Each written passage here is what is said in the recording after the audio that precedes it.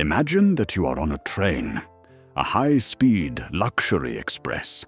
The air inside is warm, the soup is hot, and the seats are soft. You are safe.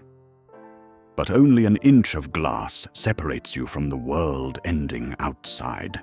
You look out the window and see people screaming. You see panic, you see terror.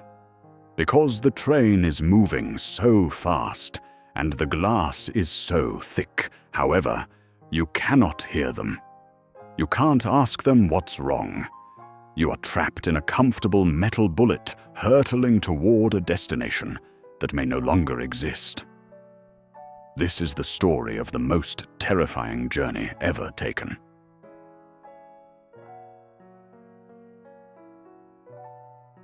It began with a trip from the north to the great city in the south. I was on the express train. It was an engineering marvel, fast, punctual, and hermetically sealed. The carriage was full. Some people read newspapers, some dozed off, and some stared blankly at the landscape. At first, everything was normal. The rhythm of the train was soothing. Clack, clack, clack, clack. But then, somewhere in the open countryside, I saw it. A peasant woman was standing in a field. She wasn't working. She was running. She stopped when the train passed and looked at us. Her hands were raised to her face. Her mouth was open as if screaming. Of course, I couldn't hear the scream, but the expression on her face was not that of someone watching a train. It was the look of someone watching the sky fall. "Did you see that?" I asked the man sitting across from me. "See what?" he grunted, not looking up from his newspaper.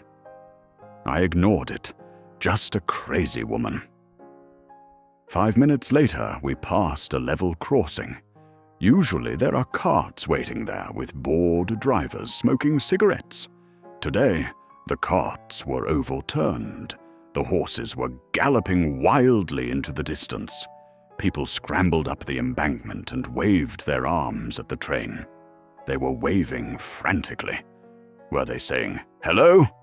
No, they were shouting, "Go back! Stop! Turn around!" The train did not stop. Isolated in his cabin, the engineer pushed the engine harder. We were gaining speed. Slowly, an unease spread through the carriage like a cold draft. "Why aren't there any cars on the highway?" someone asked. "Why are the flags in that village flying at half-staff?" asked another. We pressed our faces against the cold glass. We passed a small, insignificant station where the express never stops. Usually, the station master stands there, saluting. Today, the platform was empty. No, not empty. There were abandoned suitcases. There was a child's doll lying on the tracks.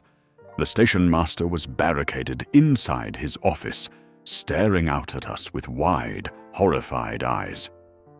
"Something has happened," a woman whispered. "Something terrible has happened." Panic began to simmer.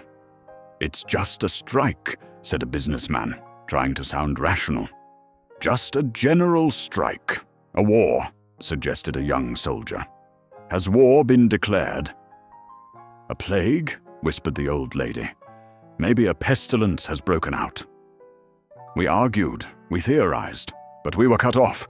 We had no radio, no telephone. We were a capsule of ignorance speeding through a landscape of disaster. The train felt it too. It seemed to be going faster and shaking violently, as if the machine itself were terrified of what lay behind us, or eager to deliver us to our doom. "We must know," I shouted. We passed another station. The platform was crowded with people. Maybe refugees? They huddled together and looked south. "I'll send a message," I said. I grabbed a newspaper. I wrote in big letters in the margin. "What is happening?" I rolled it up. I lowered the window just a crack. The roar of the wind was deafening. I threw the paper at the crowd. I saw a man catch it. He unfolded it.